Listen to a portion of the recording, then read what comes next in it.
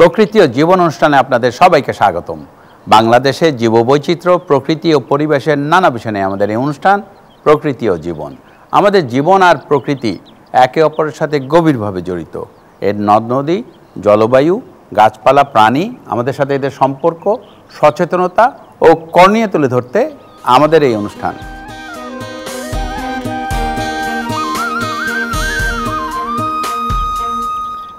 জলাভূমির দেশ বাংলাদেশ। এসব জলাশয়ে রয়েছে নানা প্রজাতির জলজ প্রাণীর আবাস। তবে বিভিন্ন কারণে এই জলজ জীববৈচিত্র্য বর্তমানে হুমকির মুখে। তাই বিপন্ন জলজ জীববৈচিত্র্য সংরক্ষণ খুবই গুরুত্বপূর্ণ। আমাদের আজকের পর্ব জলজ জীববৈচিত্র্য সংরক্ষণ নিয়ে। এ বিষয়ে আলোচনা করব পরিবেশবিদ ডক্টর ইশতিয়াক সোবহানের সাথে। তবে তার আগে চলুন দেখে আসি প্রকৃতি ও জীবন দলের জলজ জীববৈচিত্র্য সংরক্ষণ নিয়ে কিছু তথ্য ও চিত্র।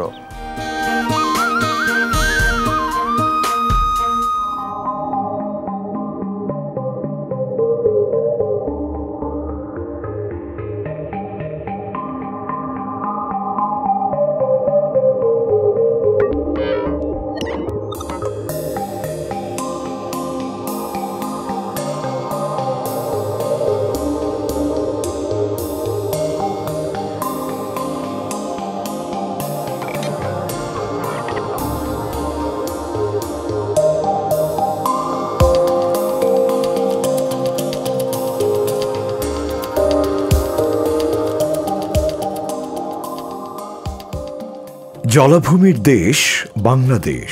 শিরা উপশিরার মতো ছড়িয়ে থাকার নদ নদীর কারণে বাংলাদেশ সারা বিশ্বে নদীমাতৃক দেশ হিসেবে পরিচিতি পেয়েছে।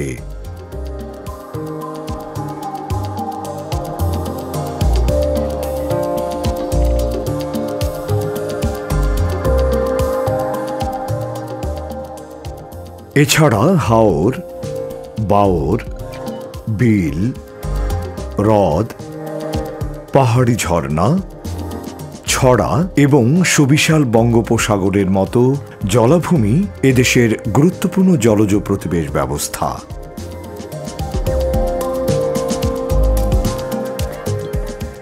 এসব জায়গায় বিভিন্ন প্রজাতির জলজ উদ্ভিদ ও প্রাণী স্থান করে নিয়েছে।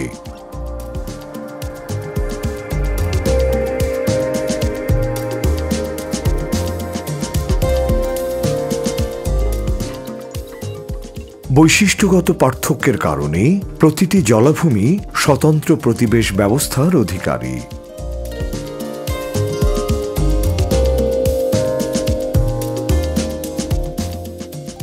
বাংলাদেশের বুক জুড়ে প্রবাহমান নদ নদীর মিঠা পানির প্রধান উৎস উত্তরের পর্বতমালা এবং পর্যাপ্ত বৃষ্টিপাত।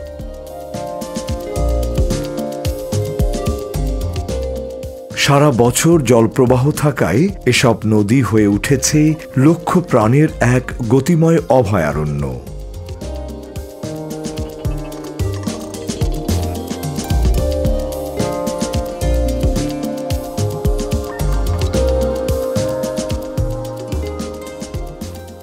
মিঠা পানির এই জলাশয়গুলো অসংখ্য ক্ষুদ্র অমেরুদণ্ডী প্রাণী, মাছ, উভচর, সরীসৃপ, পাখি ও স্তন্যপায়ী প্রাণীর আবাসস্থল।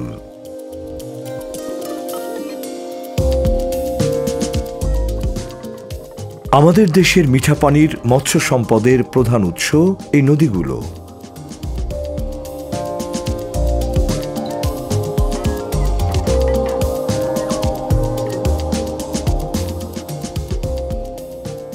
নদীতে বিভিন্ন প্রজাতির জলজ স্তন্যপায়ী প্রাণী দেখা যায়। এর মধ্যে শুশুক ও ভোঁদড় অন্যতম।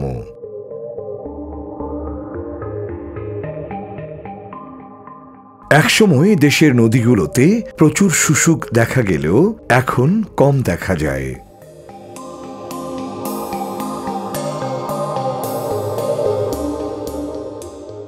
বাঙালির অন্যতম প্রধান খাদ্য মাছ। নদী থেকে এই মাছের বড় অংশের যোগান আসে।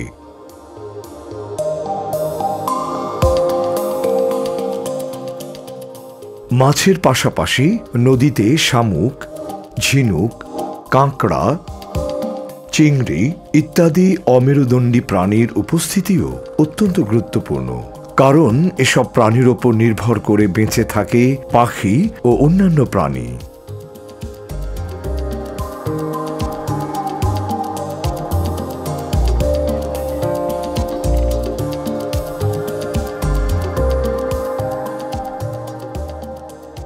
খাদ্যের সন্ধানে নদী তীর ও চরে এসে ভিড় করে বাটান, খঞ্জন, জিরিয়া, টিটি, বক, পাঞ্চিল সহ বিভিন্ন প্রজাতির পাখি।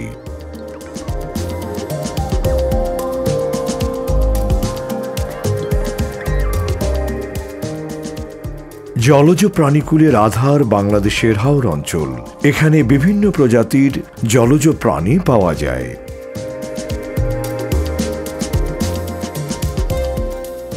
জলজ উদ্ভিদের ফাঁকে ফাঁকে বিভিন্ন প্রজাতির জলজ প্রাণী বিচরণ করে।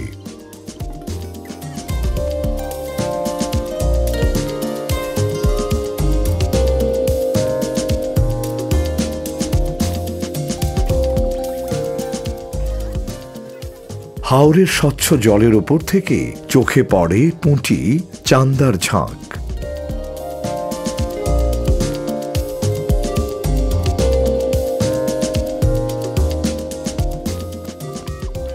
হাওর বিভিন্ন প্রজাতির দেশি মাছের প্রজনন ভূমি।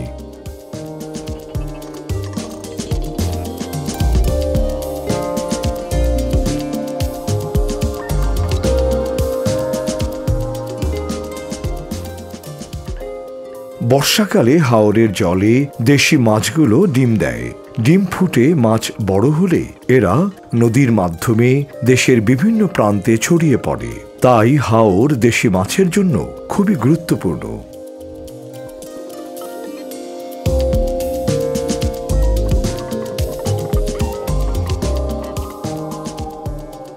এদেশের বিশাল অঞ্চল দখল করে রয়েছে পাহাড়ি অঞ্চল।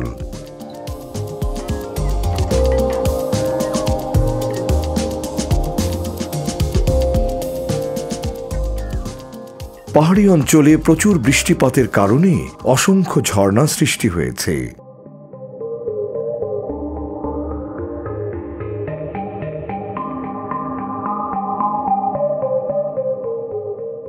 এসব ঝর্ণা ছোট বড় ছড়ায় ভাগ হয়ে পাহাড়ি বনের মাঝ দিয়ে প্রবাহিত হয়ে থাকে। ফলে সব ছড়াতেও থাকে প্রাণের উপস্থিতি।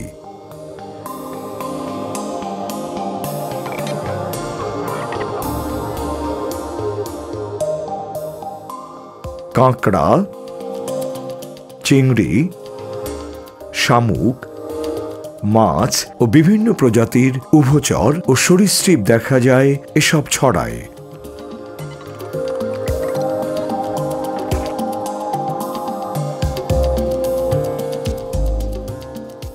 ছড়ার ধারা মিলিত হয়ে সৃষ্টি করে পাহাড়ি নদী, যা মিঠা পানির মাছের অন্যতম উৎস।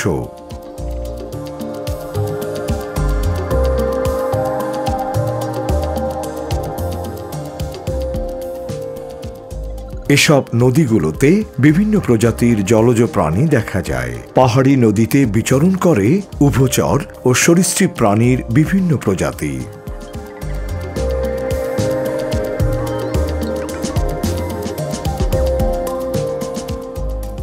অথই নীল জলরাশির এক বৈচিত্র্যময় প্রতিবেশ ব্যবস্থা বঙ্গোপসাগর।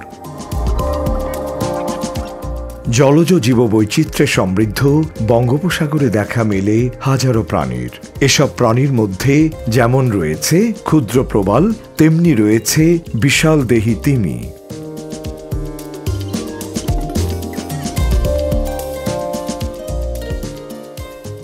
অক্টোপাস, স্কুইড, জেলিফিশ, শামুক, ঝিনুক, চিংড়ি, লবস্টার, সামুদ্রিক কাঁকড়া প্রভৃতি অমেরুদণ্ডী প্রাণীর উপস্থিতি সাগর জুড়ে।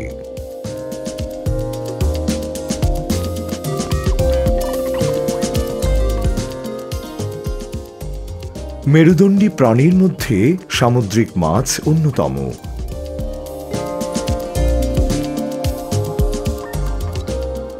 ইলিশ, রূপচাঁদা, সুরমা, কোরাল, লৈট্টা, ছুরি, শাপলা পাতা প্রভৃতি মাছের সমারোহে বঙ্গোপসাগর যেন মাছের এক বিশাল সাম্রাজ্য।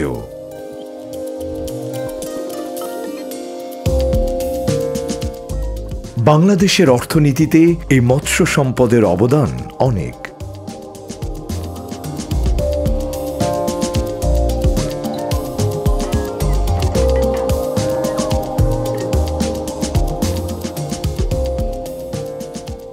বঙ্গোপসাগরের সরীসৃপ প্রাণীর মধ্যে রয়েছে সামুদ্রিক কাছিম ও সাপ।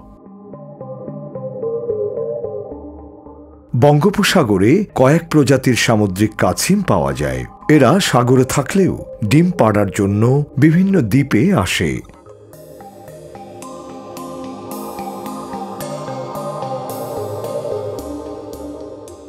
সাগরের নীল জলে বৈচিত্র্যময় ভঙ্গিতে ছুটে চলে স্তন্যপায়ী প্রাণী ডলফিন।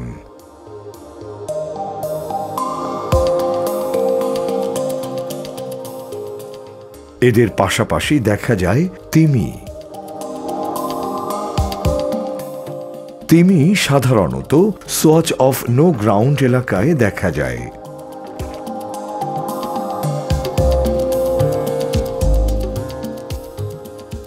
বঙ্গোপসাগরের অন্যতম জীববৈচিত্র্য সমৃদ্ধ এলাকা প্রবাল দ্বীপ সেন্ট মার্টিন, যেখানে অসংখ্য জলজ প্রাণীর আশ্রয় মিলেছে।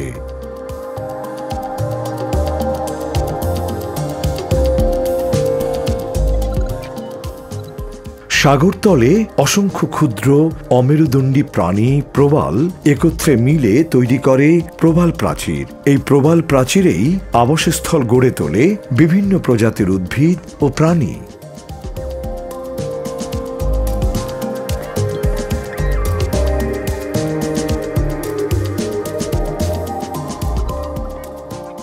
জলজ প্রাণীর এমন সমারোহে বঙ্গোপসাগর যেন সামুদ্রিক জীববৈচিত্র্যের এক স্বর্গরাজ্য।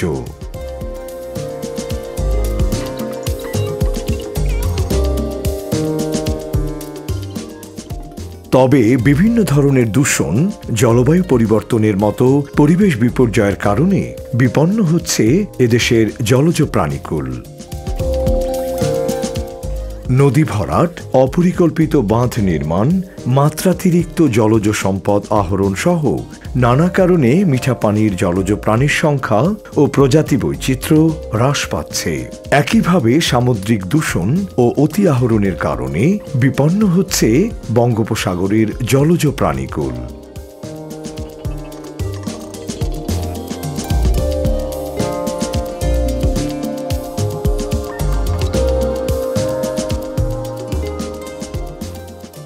এছাড়া পাহাড়ি অঞ্চলে বনভূমি ধ্বংসের ফলে ঝর্ণা ও ছড়া শুকিয়ে যাচ্ছে, ফলে বিপন্ন অবস্থায় রয়েছে এখানকার জলজ প্রাণীগুলো।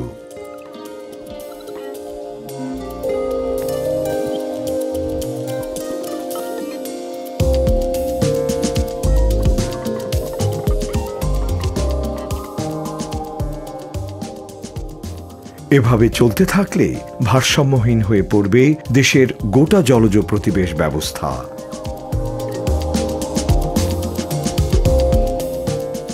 এজন্য বাংলাদেশের সকল জলভূমি সংরক্ষণের নিশ্চয়তা প্রয়োজন। জনগণ এবং সরকারি বিভিন্ন সংস্থার মধ্যে সমন্বয়হীনতা দূর করতে হবে। স্থানীয় লোকজনকে তার কর্মকাণ্ডের মাধ্যমে জলভূমির যে কোনো পরিবর্তনের ব্যাপারে সতর্ক থাকতে হবে। এছাড়া জলজ জীববৈচিত্র্য রক্ষায় আরও গবেষণা করা প্রয়োজন। সর্বোপরি সঠিক ব্যবস্থাপনার মাধ্যমেই জলজ জীববৈচিত্র্য সংরক্ষণ করতে হবে।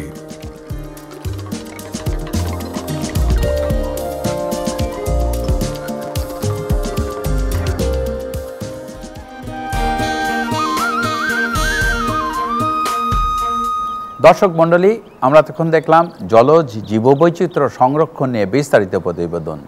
এবার কথা বলবো আমাদের আজকের অতিথি ডক্টর ইশতিয়াক সোবহানের সাথে। কেমন আছেন? জি, ভালো। আচ্ছা, আমরা জলজ জীববৈচিত্র্য বলতে আসলে সামগ্রিকভাবে কি এবং পরিবেশে ভারসাম্য রক্ষায় জলজ জীববৈচিত্র্য কতটা গুরুত্বপূর্ণ? ধন্যবাদ আপনাকে। আসলে আপনার প্রশ্নের ব্যাপ্তিটা অনেক বড়। হ্যাঁ, জীববৈচিত্র্যের ভিতরে আমরা আসলে তিনটি স্তর আমরা জানি সবাই। একটি স্তর হলো পারিবেশিক বা যেটাকে আমরা বলি যে ইকোসিস্টেম ডাইভার্সিটি, স্পিসিস ডাইভার্সিটি এবং জেনেটিক ডাইভার্সিটি। আমরা জলজ জীববৈচিত্র্য বলতে যদি বুঝি তাহলে কিন্তু সেটা ইকোসিস্টেম ডাইভার্সিটি বোঝায়। আমাদের দেশেই যদি আমরা দেখি, আমাদের দেশ একটা বিরাট জলজ জীববৈচিত্র্যের আধার। সমুদ্র থেকে শুরু করে আমরা যেসবের জায়গার নাম জানি, সুন্দরবন, টাঙ্গুয়া হাওর, হাকালুকি হাওর, চলনবিল, সবগুলোই কিন্তু আলাদা আলাদা ভিন্ন ভিন্ন জলজ জীববৈচিত্র্য, যেটা ইকোসিস্টেম। এর ভিতরে রয়েছে বিভিন্ন প্রজাতি, সেটা মাছ হোক, প্রাণী হোক, উদ্ভিদ হোক, সবাইকে আছে। তার মানে তার ভিতরে আরেক স্তরের জীববৈচিত্র্য রয়েছে। আর যেই প্রাণীকুল এর ভিতরে রয়েছে তাদের আবার একটা জেনেটিক ডাইভার্সিটি রয়েছে। সো তিনটাই কিন্তু তিন ধরনের বৈচিত্র্যই কিন্তু আমরা জলজ জীববৈচিত্র্যের মধ্যে দেখতে পাই। এই জন্যই এটা এত গুরুত্বপূর্ণ, কারণ আমরা জলজ জীববৈচিত্র্যে যেমন আমরা মাছগুলো পাই, আমাদের যেগুলো অর্থনীতির জন্য গুরুত্বপূর্ণ, আমরা বিভিন্ন প্রাণী পাই, ডলফিন পাই, রিক্রিয়েশনাল বিভিন্ন বস্তু পাই। সো এর ব্যাপ্তিটা আসলে অনেক বড়। আমাদের সেইভাবে দেখতে হবে যে এর গুরুত্বটাও সেই কারণে বন বা অন্য কিছুর চাইতেও আমি এটাকে আগে রাখবো, যে এটার গুরুত্ব পরিবেশের উপরে, সমাজের উপরে, আমি বলবো যে টেরিস্ট্রিয়াল যেই জীববৈচিত্র্য বা টেরিস্ট্রিয়াল যে এনভায়রনমেন্ট তার চাইতেও বেশি গুরুত্ব রাখে। আচ্ছা, এই জলজ জীববৈচিত্র্যের অর্থনৈতিক গুরুত্ব নিয়ে একটু বলবেন? আমরা মাছ তো আসলে পানি ছাড়া মাছের কথা ভাবতে পারি না, তাই না? মাছ তো আর অন্য জায়গায় হবে না। সো মাছ আছে, অন্যান্য প্রাণী আছে যেগুলো অর্থনীতির একটা বড় ধরনের ইনপুটাস দেয় অর্থনীতিকে। অতএব জলজ জীববৈচিত্র্যের ভিতর দিয়ে আমরা অর্থনৈতিকভাবে অনেকভাবে লাভবান হয়ে থাকি। মাছের পাশাপাশি আর অন্য আমরা যেগুলোকে বলি জলভূমি, তাকে যদি আমরা রক্ষা করি তাহলে দেখেন আমাদের জলটা থাকছে। হ্যাঁ, জলবিহীন তো আসলে জলাভূমি হতে পারে না। সেই জল থেকে যেই সৃষ্ট যে আমাদের উপকারগুলো, আমরা ধান ক্ষেতকে কিন্তু আসলে অবশ্যই একটা জলাভূমি বলতে হবে, অলমোস্ট জলাভূমি। তাহলে ধান ছাড়া আমরা কি বাঁচবো? অতএব এইগুলো আসলে আলাদা করে আলাদা করে দেখাটা আসলে বিপজ্জনক এবং অসাধ্য। আচ্ছা, এই জলজ জীববৈচিত্র্যের জন্য প্রধান হুমকিগুলো কি? জলজ জীববৈচিত্র্যের প্রধান হুমকি আসলে দুটো। একটা হলো জায়গাটা। আমাদের দেশের জলজ বা জলাভূমির প্রধান সমস্যাটা কি? প্রধান সমস্যা, জলাভূমির কোনো মালিক নাই। আমরা বনের মালিক আছে, বন বিভাগ বনের এক ধরনের মালিকানা আছে, তাদের কাগজপত্র আছে। জলাভূমির কোনো মালিকানা নেই। জলাভূমির প্রধান মালিক বাংলাদেশ সরকারের ভূমি মন্ত্রণালয়। কিন্তু ভূমি মন্ত্রণালয়ের জলাভূমি রক্ষার কোনো আগ্রহ নেই, তাদের ম্যান্ডেটও না আসলে। তো জলাভূমি রক্ষায় আসলে ম্যান্ডেট আছে এইরকম কোনো প্রতিষ্ঠান প্রাতিষ্ঠানিকভাবে আমরা কাউকে স্বীকৃতি দেইনি যে তুমি জলাভূমি রক্ষা করবে। আমরা কিছু কিছু জায়গাকে আলাদা করেছি। টাঙ্গুয়ার হাওর একটা রামসার সাইট, সুন্দরবন একটা রামসার সাইট, বা ইসিএ ক্রিটিক্যাল এরিয়া ঘোষণা করেছে কিছু জায়গা। সেগুলো দেশের টোটাল জলাভূমির একেবারে নগণ্য একটা অংশ। ঢাকা শহরের চারপাশেই তো জলাভূমি ছিল, এক ইঞ্চি জায়গাও এখন নাই। এই জায়গাগুলো কিন্তু মানুষ দখল করেছে, এটাই জলাভূমির সবচেয়ে বড় সমস্যা। জনসংখ্যাও একটা বিরাট ব্যাপার, আমরা রক্ষা করতে পারিনি। স্টেটের কোনো বিশেষ অর্গানাইজেশন এটা মালিকানা দাবি করে না, সে কারণে আমরা এই জমিগুলো হয়েছে। কিছু গবেষণাও হয়েছে যে কতটুকু জমি কত থেকে হারালো, এটা বার করা খুবই সহজ। দ্বিতীয় যেটা, সেটা হলো আসলে দূষণ। আমি একটা উদাহরণ দিই, এটা অনেকের কাছে শকিং মনে হবে। আমরা বাজারে গিয়ে নদীর মাছ খুঁজি চাষের মাছের এগেনস্টে। আমরা কি কখনো ভেবেছি যে চাষের মাছের ভিতরে পলিউশন লেভেল নদীর মাছের চাইতে অনেক কম? খুবই শকিং, বিশ্বাস হতে চাইবে না, কিন্তু এটাই সত্যি। আমরা মনে করি বর্ষাকালে পানি হলে বুড়িগঙ্গার পলিউশন কমে যায়। পলিউশনটা যায় কোথায়? ডাইলিউশন হয়, কিন্তু ডাইলিউশন আসলে পলিউশনের সলিউশন না। হালকাভাবে হয়তো বেশি পানির ইনপুট আসে বর্ষাকালে, পানিটা কমে যায়, কিন্তু আমরা দেখতে পাচ্ছি যে বুড়িগঙ্গার পলিউশন সমুদ্র পর্যন্ত গিয়ে বিস্তৃত হচ্ছে। তার মানে আমরা পুরো সিস্টেমটাকে পলিউটেড করে ফেলছি। আর মাছের একটা সমস্যা হলো, মাছ আসলে পলিউশনটাকে সে অ্যাকুমুলেট করে বডির ভিতরে। হ্যাঁ, ভয়াবহ একটা চিত্র কিন্তু আছে। আমরা এটা কোনোভাবেই দেখছি না যে পলিউশন লেভেল কমছে, সে মাইক্রোপ্লাস্টিক হোক বা অর্গানিক আর ইনঅর্গানিক পলিউশন হোক। অতএব আমি বলবো দুটো সমস্যা, এক নম্বর হলো জলাভূমির মালিকানা, দ্বিতীয় হলো জলাভূমিকে আমরা পলিউটেড করে ফেলছি। জলজ জীববৈচিত্র্য সংরক্ষণে কি কোনো ধরনের গবেষণা হচ্ছে? গবেষণা হচ্ছে, আমরা পলিউশনের লেভেল জানতে পারছি, নিশ্চয়ই কোনো গবেষণা আছে। যতটুকু হওয়া দরকার ছিল আমি বলবো সেটা খুব নগণ্য অংশই হয়েছে। আবার সেই কথাই বলি যে কোনো প্রতিষ্ঠান কিন্তু নেই যে গবেষণা করে এটা রক্ষা করবে। ডিপার্টমেন্ট অফ এনভায়রনমেন্ট কিছু নির্দিষ্ট জায়গার পলিউশন মাপেন, কিন্তু তাদের আর কিছু করবার কিন্তু নাই, আর তাদেরকে আর কিছু করবার ম্যান্ডেট দেওয়া হয়নি। নদী রক্ষা কমিশন নদীর পাড়টা দেখার চেষ্টা করেন, কিন্তু যেই ভয়াবহ অবস্থা আছে জলভূমি দখলের, তার তুলনায় এই প্রতিষ্ঠানগুলোর প্রাতিষ্ঠানিক শক্তিও নগণ্য আমি বলব। তাহলে এই জলজ জীববৈচিত্র্য সংরক্ষণে আমাদের কি করণীয়, আপনার সাজেশন? আমাদের প্রাতিষ্ঠানিক কাউকে এটার দায়িত্ব দিতে হবে।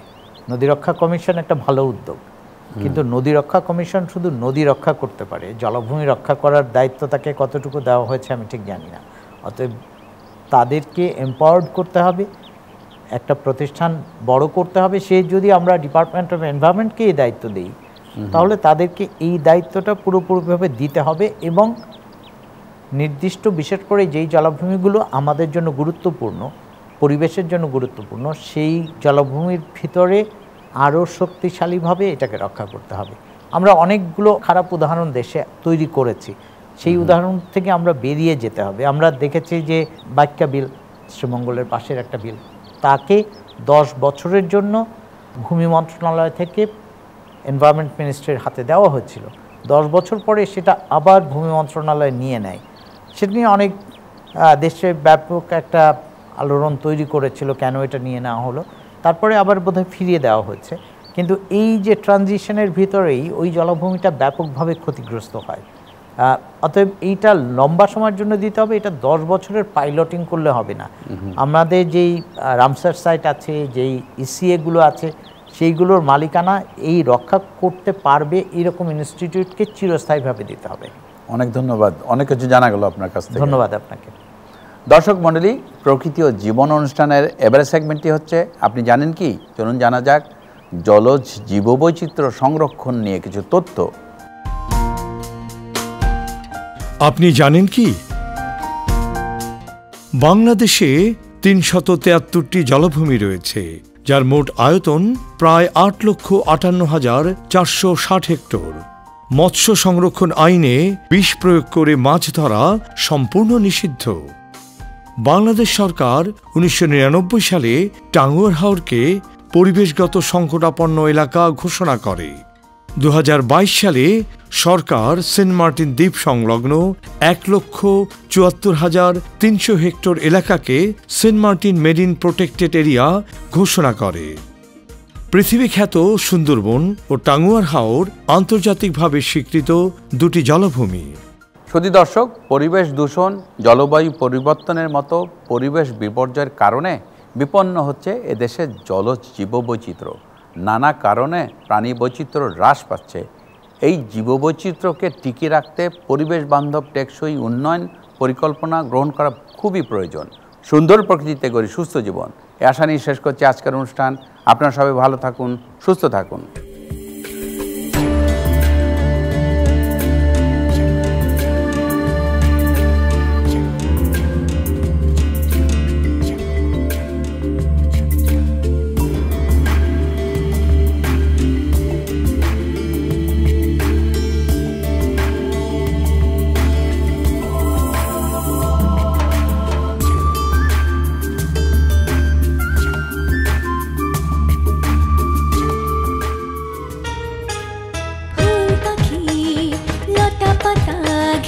প্রকৃতি ও জীবন। ও সুন্দর পৃথিবী, মায়াময় প্রকৃতি, বাসবো ভালো সারাক্ষণ। চাই চাই চাই সুন্দর পৃথিবী চাই, চাই চাই চাই সুস্থ পরিবেশ চাই। ফুল পাখি লতা পাতা ঘেরা প্রকৃতি ও জীবন। ও সুন্দর পৃথিবী, মায়াময় প্রকৃতি, বাসবো ভালো সারাক্ষণ। এসো হাতে হাত ধরে শপথ করে সুন্দর সুস্থ পরিবেশ গড়ি, সুন্দর সুস্থ পরিবেশ গড়ি, সুন্দর সুস্থ পরিবেশ গড়ি।